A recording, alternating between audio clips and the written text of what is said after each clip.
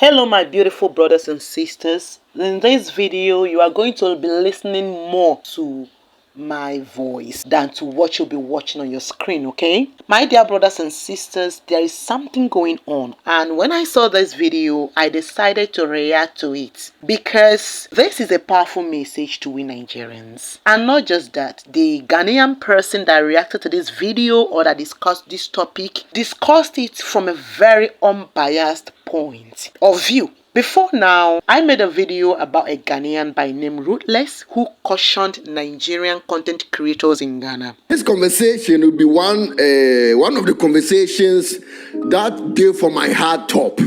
I want to address some before we enter 2026. I said, so for the past few days, and that's a few weeks now, I have seen videos of Nigerian content creators. I would say some Nigerian content creators who visit Ghana and choose to highlight the difficulties Nigeria is currently facing. This is what I want to address. And if you are one of the Ruthless family members, and you know a Nigerian content creator who has been shooting these contents, and I say contents like this, I want you to push this video to him or to her. Nigerians already know that due to the poor performance of their government, the country is facing economic challenges, and some parts of the country are deeper in these difficulties. And bro, despite all this, and what I'm saying, it's a proven fact. You can check on the internet if you don't believe me. What do I say? Despite all this, Nigerians remain among the most sought after Africans on the continent and in the diaspora. Charlie, if you do your research, when it comes to academics, and I say academically, they excel. When it comes to talent, movies, and even content creation, I don't even need to go far. You can see on the internet say they are the one with the crown. And when it comes to music, we already know. No other African country comes close. You are the people many artists across Africa look up to. Even if they won't admit, it's a proven fact. So my question right now is this: why on earth would you visit another country as a Nigerian? For whatever reason, only to just drag your own country in the mud, to give some citizens from another country like Ghana who already don't respect you an opportunity to make senseless fun of you. Ghanaians won't do that. So why the hell would you do that? For what reason? I have once said, Ghanaians are good at hiding their issues or at hiding the problem they are currently facing. But when it comes to talking about others, they can open their mouth as wide as a shark to talk about it. It's about time some of you Nigerian content creators stop giving these fishes bread to eat. This particular video was being analyzed by a Ghanaian content creator, DJ Pacorich, and of course, he's very unbiased. I want to state it that your maturity or immaturity will be made clearer after watching this video. Do not come into my comment section with any form of tribal tantrum, whether you are Igbo, whether you are Hausa, whether you are Yoruba, Eshan, Edo, Ibibio, Efik, or any tribe. Remove your tribal robe. Let's talk.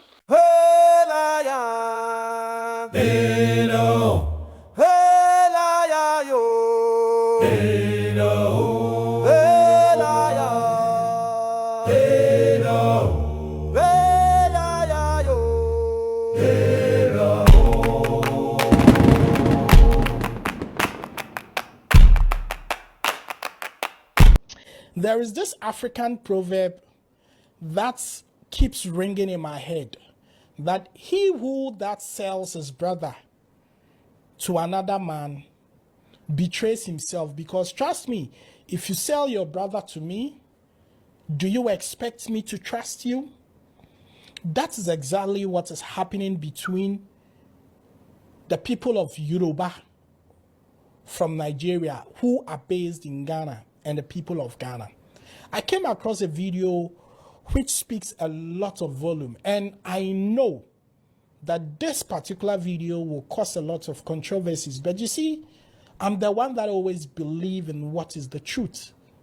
I know that on this platform here, I'm being watched by fellow Nigerians, Yoruba and Igbo people. But I'm here to tell you the importance of being united as one front. Because regardless what happens at home, do not wash your dirty clothes outside.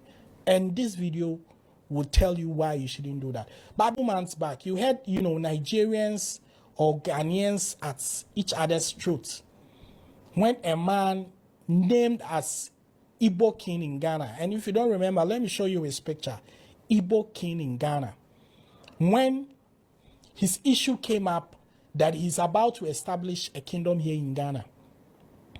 When these conversations came between Ghana and Nigeria, people that are from Yoruba in Nigeria, a lot of them came out saying so many things about Igbo people, which personally I felt sad. I'm a Ghanaian, but I felt sad. I said, oh wow, do you have to sell your, brother's secret out like that because they have issue with another person? Because a lot of Igbo people felt that, Yoruba people felt that Ghanaians have to do away with their brother. They should take them out. I don't care about the troubles you guys have there, but I felt like, you see, when that thing was going on, Yoruba people should have just kept quiet. Even if they are not going to defend their brothers, they should have been quiet. Now, this same video also came out when a group of Yoruba people said that they are Ghanaians. They've been living here for ages, and they feel they should vote for them, or they have the right to vote for them. And these same Ghanaians came back at them because maybe some of them felt so comfortable. They felt like, oh, Ghanaians, they like us, they like Yorubas, they don't like Igbo people. See, let's watch this video. I was born and breed here, but we have been playing allegiance to Otufu. Yes, some na no Otufu. Into Nigerians, Ghanaian. Yeah, it's na papa here in Ghana. It is around 83 years. Can you tell he's not a Ghanaian? I'm more than 60 years, and I say we are born and breed here. You two about money, you two my yesu money, and we are all Ghanaians. These Yorubas claiming that they are from Ghana. Come, Nigerians, let's have a conversation. The first question I need to ask is, have you people lost your sense of direction, or you have lost your identity? That is the first question I need to ask. Secondly, does Ghana belong to you people? Why is it that every Tom, Dick, and Harry that gets up, that can speak tree, then they will decide that they want to claim to being a Ghanaian? And that press conference you people hold by saying, oh, we need to be voted and to be voted for. You need to be voted as what? And you need to be voted for as what? What, trying to hold an office, or you need to be voted for to hold an office? With all due respect, do you people come from Ghana? Are you people Ghanaians? What is all this madness about? Why are you people acting like retarded people? What is it? Grown men with gray hair. Look at what you're saying. It's like you've lost your sense of direction, that you don't know the direction to your own country. Look at the way Nigeria is messed up. Now you finish with Nigeria. You are done with Nigeria. It's messed up. So now, you people have become a leech. You want another country to settle in. So now Ghana is the host, so that you can settle in Ghana. When this Igbo issue came, Ghanaians were talking, Ghanaians were angry, and you people too were contributing to it. Not knowing you have built your palace secretly, claiming that you have been in Ghana before Ghana was there. Are you people okay? What kind of madness is this? Are you people okay? Is it not the same Ghanaians that help you to get your independence in the first place? So what are you people talking about? These Yorubas, what are you people talking about? You are not Ghanaians, and you will never, and you can never be a Ghanaian. It will never work. So that nonsense policies, when you go to people's country, you be open, it needs to be shut down immediately, because grown men with grown men with gray hair will not behave the way you people are behaving. You are what Ghanaians? You can never be Ghanaians. Go back to your desolate country that you have messed it up, pick it up and fix it. Your country that is so irredeemable, pick it up and fix it. You don't destroy your country, come to somebody's country and thinking that you can possess that country, thinking that you come from that country. Yoruba is not part of Ghana. You people get it. And stop all this madness and foolishness. Because Ghanaians will never sit idle for you to take over that country. What's all this? Tomorrow this, Nigeria this, today this, Nigeria this. Why? You people Nigerians, when you get up, you cough Ghana, you eat Ghana, you sneeze Ghana, as if your life depends on Ghana. What is it? That you people are choking us, you won't allow us to breathe. Eh? Is it by force to be a Ghanaian? You people are not Ghanaian and you can never be Ghanaians, as I keep repeating myself. So you people stop that nonsense and madness and go and fix your country. Well, they've said it. She said it. She's a Ghanaian. And this is what she's saying. You see, so now I'm asking that when this tension came between the Igbo people and Ghanaians and some of our Yoruba people, and I'm very careful in how I select my words, some were actively busy feeding Ghanaians with the weaknesses and with informations of Nigeria. What were you expecting? Quickly, somebody will come out. It is the Igbo people that destroyed Nigeria. It is the... My problem is not about who did this, who did that. My problem is that you are one country, you are one people. So even if there are differences, find a way and resolve it without an outsider getting to have an idea what is happening in your country. It is not as if right here in Ghana, tribes do not have differences. Oh.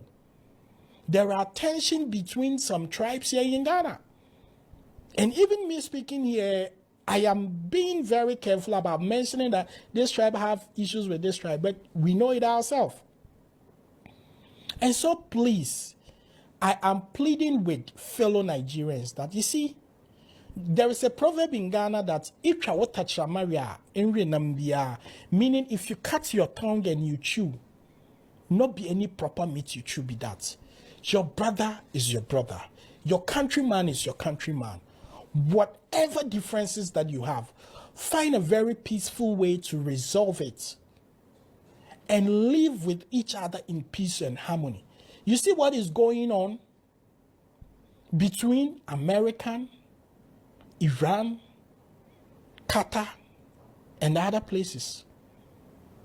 Iran people feel betrayed by the act of Qatar and other surrounding countries because they have given American space for them to erect their bases there. And that is why people are suffering. Now, Dubai airspace have been closed.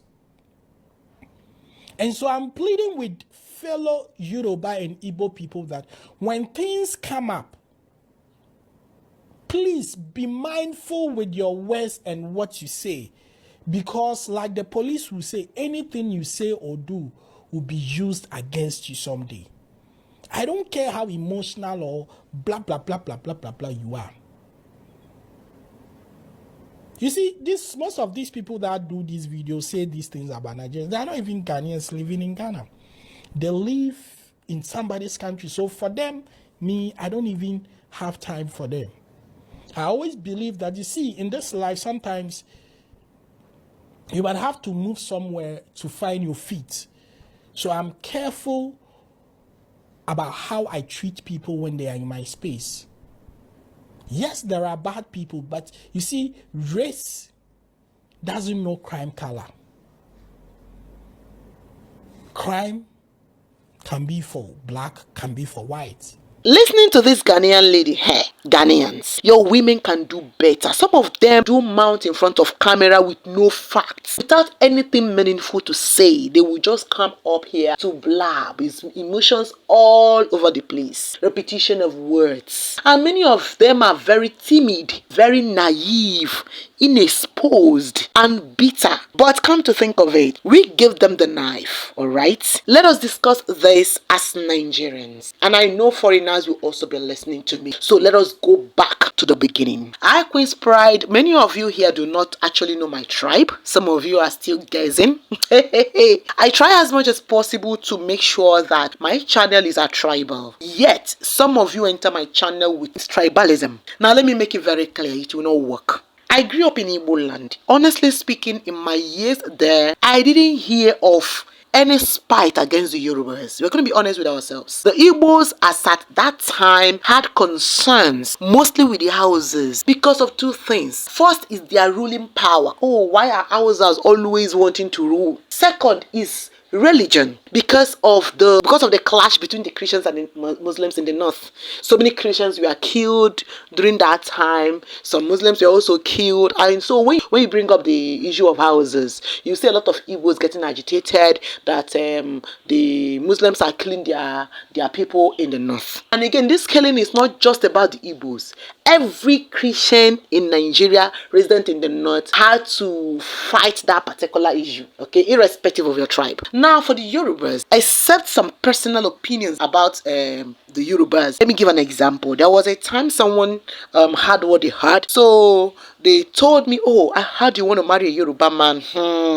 Hope they will accept you. Yorubas are wicked. Oh. So she went further to tell me her own personal experience living in Yoruba land for 1 year. And in the end, despite how hurting she felt, it was her own experience. Aside that, many Igbos then do not even know anything about Yorubas. In fact, if you walk up to some Igbos to ask them what they know about Yorubas, they may not be able to tell you, aside the fact that Yorubas are Nigerians. I could remember then in Yoruba land, maybe you go out to go and buy something, somebody will be like, oh, I love your skin, you look Igbo, are you Igbo? Some will say, oh, I look Edo, am I Edo? Some even said, oh, I look like a TV person, am I TV person? Some say, oh, you are beautiful, you look like an Akwa Ibom, are you from Akwa Ibom?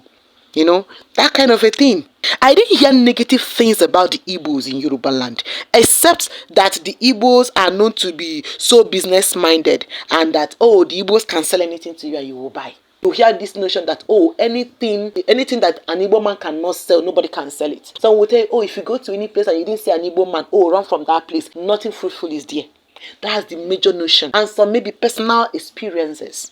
In the north, the Hausas had no problem with any tribe except on religion and ruling the nation. Aside that, they didn't have the strength to banter with any other tribe. Other ethnic groups are not as big as the three major ethnic groups, and despite our occasional differences, it was all love. So many tribes existed in harmony with other tribes. Tribalism was there normally like in any other nations, but it was all love. So what happened? Until 2014, 100 years after amalgamation, a faction already formed reared its head. Before now, the faction already formed in Southeast. Then there was that kind of information circulating around that in 2015 Nigeria will divide. Oh, that the last government of Nigeria will be in 2014. Oh, that Nigeria will only remain one in 2014. From 2015, there will be two new nations. That it will be over. There will be another nation that will come out from Nigeria. In 2014, that was exactly 100 years after amalgamation, a faction already formed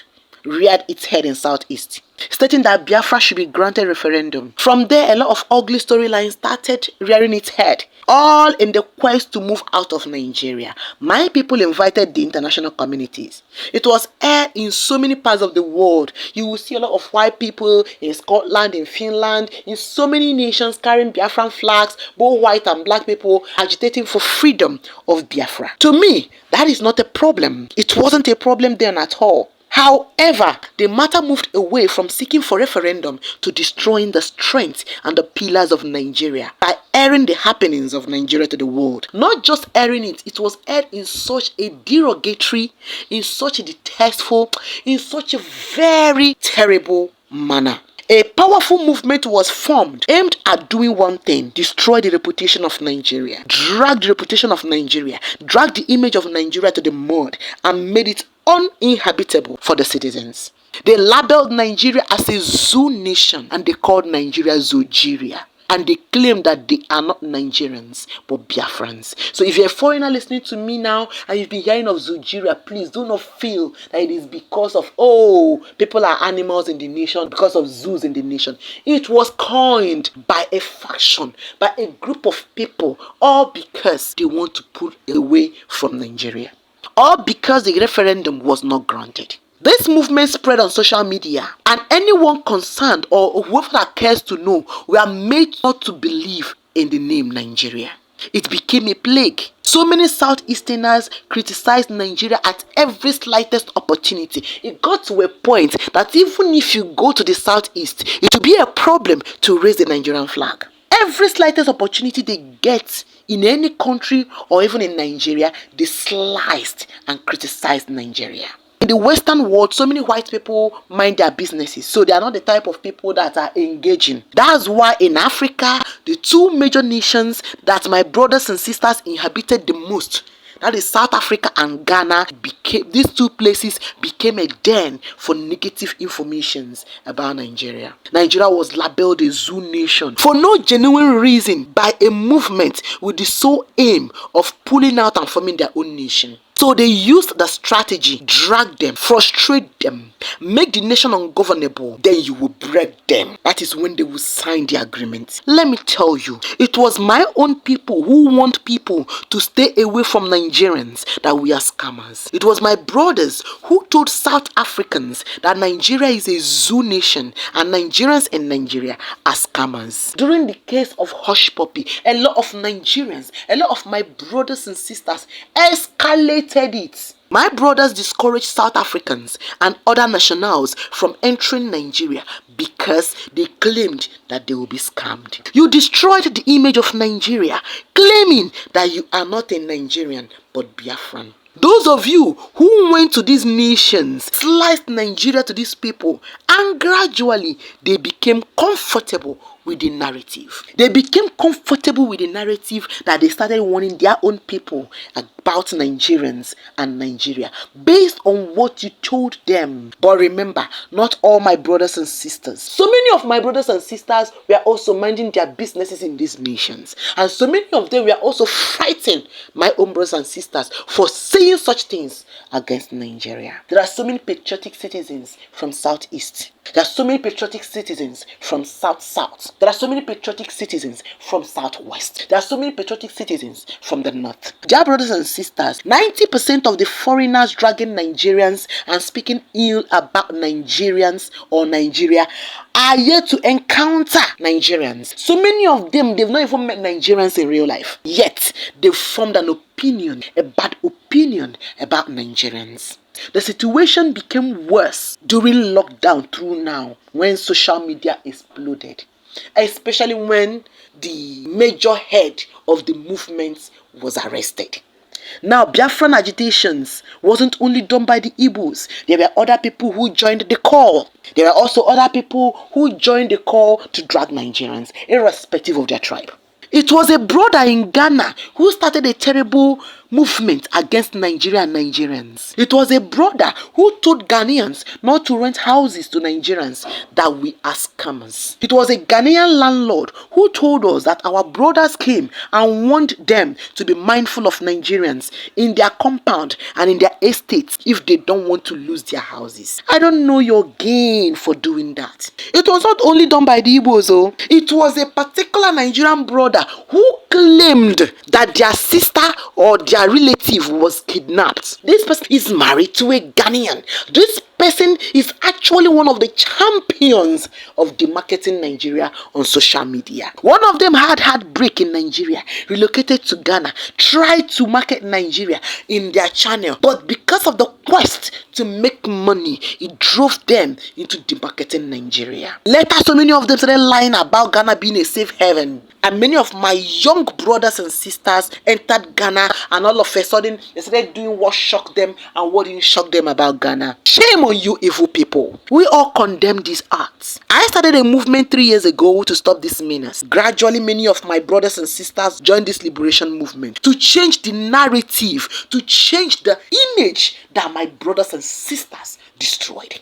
But I was so surprised at some of my Yoruba brothers and sisters on social media during the Eze Indi Igbo issue in Ghana. Not all Yorubas, not all Yorubas, because there were so many Yorubas who condemned the idea of attacking or dragging Eze Indi Igbo in Ghana. But because negative remarks traveled faster, traveled more, and got more reactions. So many Yorubas had a field day online without asking, is this information true? Shame on some of you tribal bigots. You dragged the Igbos on social media. In fact, it was actually your dragging that energized Ghanaians, because if the Yorubas in Ghana and the Yorubas in Nigeria, if some of you used your platform to destroy the Igbos or to attack the Igbos, if you had joined your voice of patriotism and called for peace and wait for the truth, the matter wouldn't have escalated. But I thank God that so many Yorubas weren't like that. So many Southerners didn't drag the Igbos.